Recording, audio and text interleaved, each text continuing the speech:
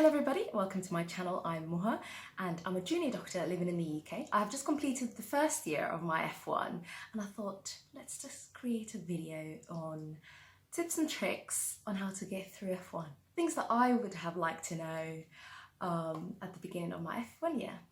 So without further ado, let's begin. First one, booking annual leave early. So the moment you get your rota, you need to start planning your annual leave, and that's because later on down the line other people might have booked their annual leave, other training days and so forth, and you might struggle. Whereas if you do it early, it kind of allows you, well, it gives you more days to choose from to begin with, and it also allows you to choose the days that you want. At least increases the chances of you getting the days that you want.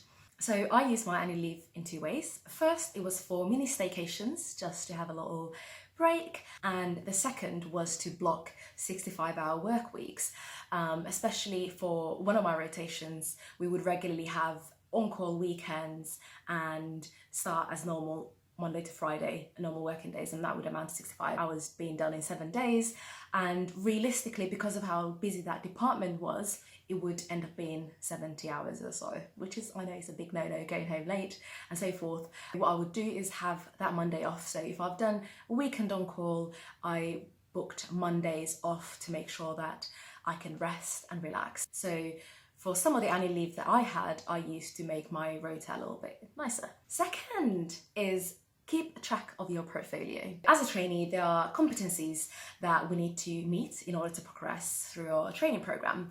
And these include things like clinical skills, like certain competencies that are expected of you during your foundation years, case-based discussions, teachings that you attend and so forth. Keep a track of those, find out exactly what's expected of you and try to plan when it's best to do them. Certain skills such as cannulations would be quite easy to get sorted whenever you're on ward-based rotation, whereas other skills such as catheterization, you'd probably get more chance in rotations such as geriatrics or surgery. So try to plan when is best for you to complete those competencies. Also start early with your portfolio. If you have an interesting case or have managed a patient on your own, write a reflection on it, do a case-based discussion on that, get a senior to give you feedback and get that things done, basically. Certain rotations can be quite tougher than others. So personally for me, my first and second one rotations were harder than my third rotation for many reasons. And because I was able to work on my portfolio quite early on, during my second rotations where things were a little bit more difficult, it was fine because I had already done a big bulk of my portfolio. Also, any extra work that you do outside of your work can also contribute to your portfolio. So for example, I taught medical students in East Africa virtually throughout my first and second rotation, and I'm also doing a master's course as part-time, and the skills that I have learned, the transferable skills and other aspects of it, I was able to include that in my portfolio. So it doesn't strictly have to be related to medicine or the rotation you're on at the time. What matters more is the transferable skills you get out of it.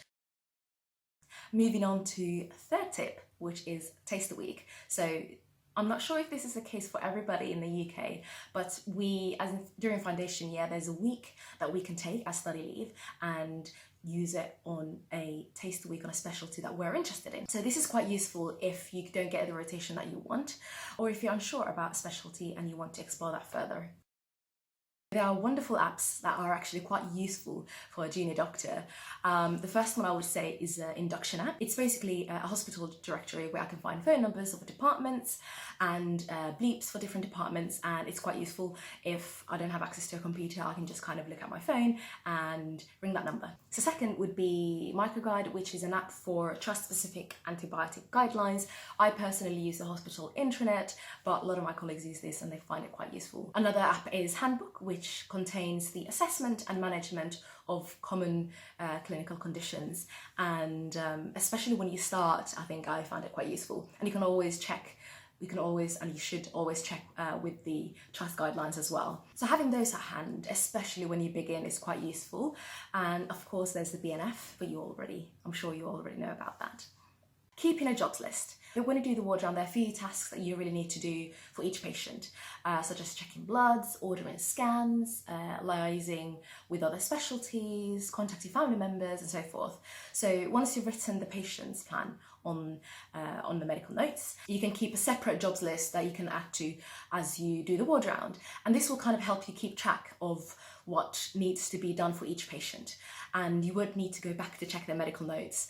It's just easier to just have it on one piece of paper. And it also helps you to prioritize the jobs as well if you have it all in one document. So what I tend to do is I get like a A4 paper and write the patient's name, hospital number, and write the jobs next to it.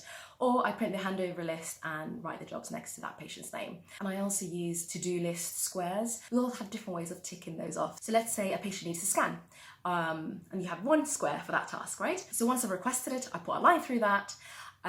Once the scan has been actually done, so I need to make sure that I've either vetted it or I have made sure that it's done for that day if necessary. But once the scan is actually done, I then fill half the box, and once I review the scan or once it's reported, I fill the whole square. So that's when the actual task is complete, once we know the results of the scan. Requesting scans doesn't always mean that it will be done that day. If it's urgent, you make sure you speak to the department and discuss it with the radiologist. Good luck.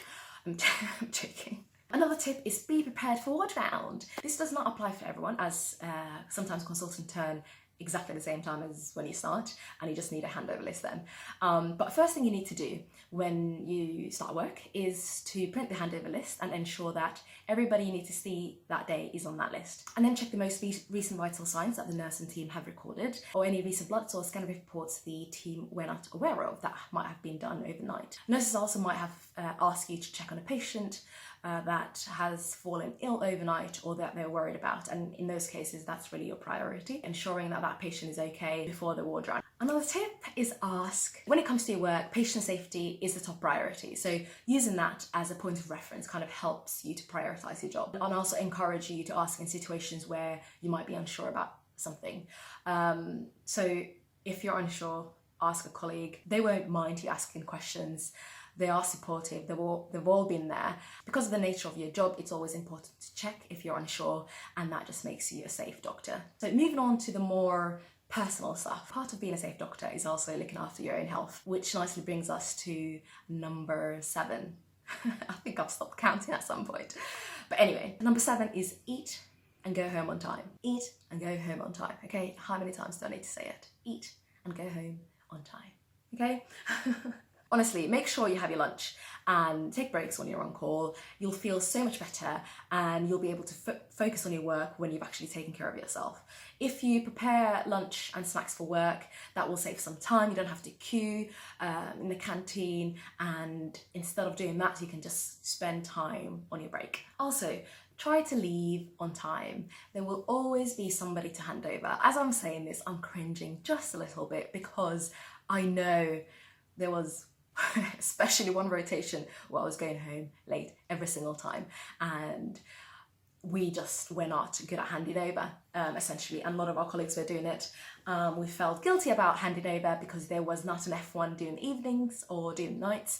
It was only an SHO who was extremely busy in the emergency department, so we felt obliged to ensure all the jobs are done on time, and because of how busy that department was, and we would end up leaving late every single time, and on-calls were very busy as well.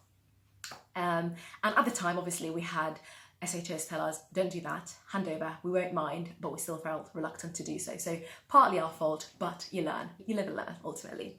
So going back to my point, the thing is with hospitals, because it's 24/7, there will be always somebody to hand over to. If you find yourself leaving late regularly, it's worth looking into addressing this issue with your department. So in my case, one of the rotation, when we realised that the weekends on calls were the jobs were excessive and was not really suitable for one person to do safely, we came together and spoke to the department who was able to sort it out for us. So it's good to kind of discuss with your colleagues, find out where the issues, why is it that you're leaving late, what can you do to prioritise jobs better, what can your colleagues do, and how can your department support you.